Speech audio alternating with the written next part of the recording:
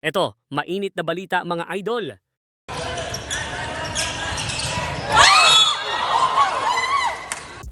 Eto mga idol, scary fall ng batang Gilas prospect na si Kainoa Paton.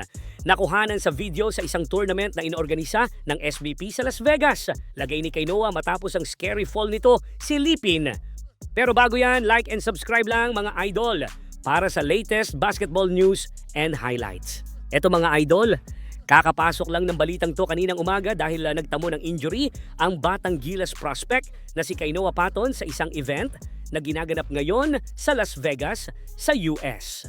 Sa post nga ni Sir Homer Saison sa kanyang X account, shinare niya ang masasabi nating nakakatakot na tagpo or scary fall ni Gilas prospect Kainoa Paton sa isa sa mga game nila kalaban ang team ng Crossover Canada Under-16. Makikita sa video na nag-set ng play, etong si Kainoa sa kanyang kakampi para sana sa isang alley-oop at sinalo naman agad yan ni Kainoa sa ere. Kaso nga lang paatras ang naging depensa ng kalaban na hindi man lang tumingin. Kaya nasahod etong si Kainoa dahilan para siya ay bumagsak ng napakadelikado sa sahig.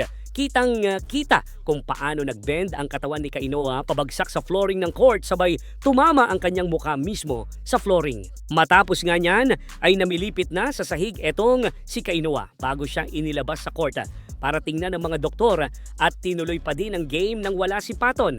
Laking pasalamat pa rin natin na nakatayo pa si Kainoa, mga idol, pero nakakatakot talaga, grabe pagkakabagsak na yan ni Paton at maaari kasi yan. At wag naman sana maging end of career injury ng bata kung nagkataon.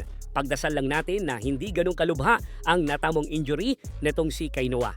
Dahil inaasahan natin na isa siya sa mga magiging reinforcement ng Batang Gilas Under-16 ni Coach L.A. Tenorio sa FIBA Under-16 Asia Cup this year sa Mongolia. Si Kainoa nga ang itinuturing na best player ng nasabing tournament na hawak ng SBP kasama ang mga Phil-Am Nation Select players na nakikipag-compete sa US.